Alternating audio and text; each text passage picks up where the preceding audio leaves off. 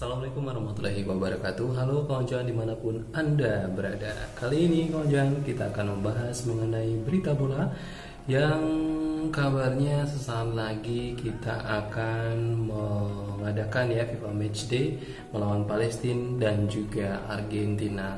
Nah kawan-kawan, sebelum kita membahas mengenai siapa saja pemain-pemain timnas Indonesia yang mendapat panggilan oleh Coach Sintayong, maka jangan lupa subscribe dulu, like dulu, terus share ke semua rekan-rekan Anda yang membutuhkan informasi mengenai timnas Indonesia.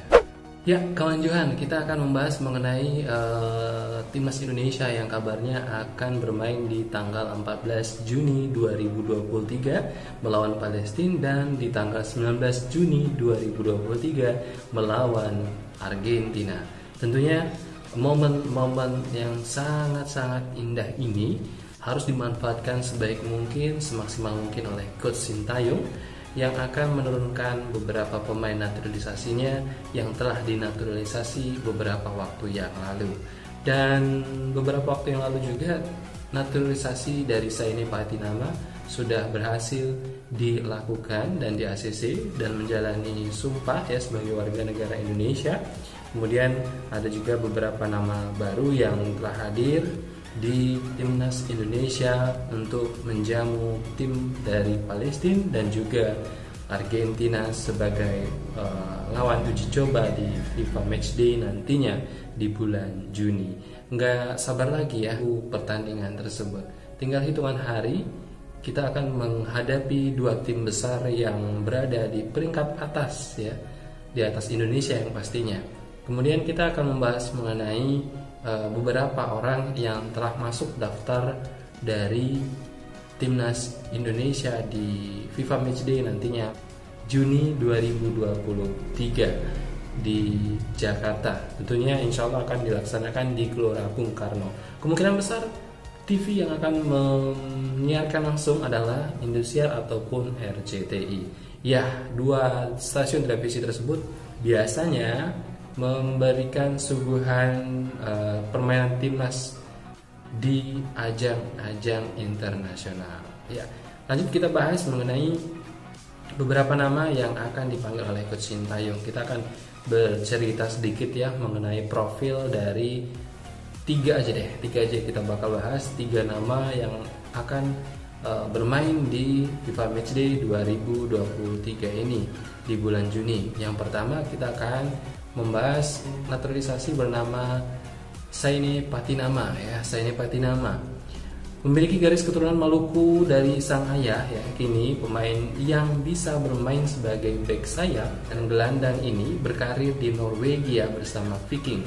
Proses naturalisasi Saini Patinama belum lama ini sudah disetujui oleh DPR RI dan kementerian terkait. Kemudian ia pun semakin dekat untuk mewujudkan impiannya untuk membela timnas Indonesia. Saini Patinama lahir dan besar di Belanda sebelum membela Viking. Pemain berusia 24 tahun itu pernah memperkuat tim muda Ajax dan Utrecht ya. Patinama memiliki kekuatan di kaki kirinya. Ia akan menjadi pesaing yang berat bagi Pratama Arhan di timnas Indonesia. Kemudian kalau kita bicara soal persaingan Saini Patinama bersama Arhan Pratama, ini kedua orang ini memiliki kualitas yang sama-sama baik ya, hanya berbeda di pengalaman. Kalau Saini Patinama mungkin pengalamannya lebih ke negara yang berada di bagian Eropa. Arhan Pratama itu lebih di Asia ya, di Indonesia dan juga di saat ini di Korea ya, begitu. Tapi untuk Arhan Pratama sendiri kita sama-sama sudah mengetahui bahwa ia memiliki jurus yang tidak semua pemain miliki. Mungkin beberapa di antaranya yang memiliki kualitas permainan lempar jauh ya, itu adalah Dewangga ya. Nah, kalau misalnya Dewangga nggak ikut ya, penggantinya untuk pelempar jauh, lempar lembing ini itu nggak ada gitu. Jadi memang kualitas lemparan dari Arhan Pratama ini udah sangat-sangat sering menyulitkan lawan timnas Indonesia. Ini adalah salah satu gebrakan baru dari Coach Sintayong untuk melatih kekuatan tangan sebagai pelempar jarak jauh timnas Indonesia. Kemudian kalau kita berbicara tentang Sainai Patinama ini adalah warga Indonesia, keturunan Indonesia. Dan dia bukanlah orang luar negeri yang dinaturalisasi menjadi orang Indonesia, bukan. Tapi Sainai Patinama ini adalah orang Indonesia yang belum mendapatkan hak kewarganegaraan, maka diberikanlah status warga negara Indonesia pada saat naturalisasi beberapa waktu yang lalu, begitu. Jadi kalau misalnya ada yang bilang, oh Sainai Patinama ini bukan warga Indonesia, salah, karena dia memiliki darah Indonesia dan keturunan orang Indonesia yang lahir di Belanda, seperti itu. Bukan berarti tidak lahir di Indonesia kemudian dia bukan warga Indonesia, bukan seperti itu. Yang dimaksud warga Indonesia adalah orang yang memiliki keturunan darah Indonesia, maka bisa disebut orang Indonesia.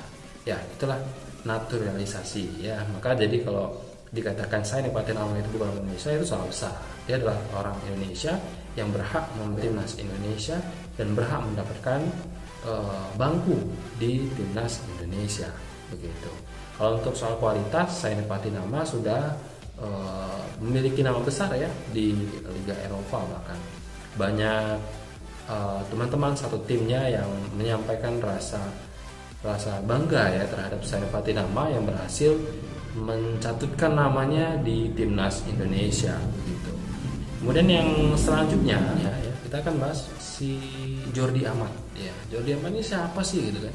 Mungkin kalau misalnya kawan-kawan sering sekali mencari tahu atau mungkin sering sekali melihat laga-laga ya La Liga, pasti tidak asing dengan pemain yang sering dijuluki Amat ya.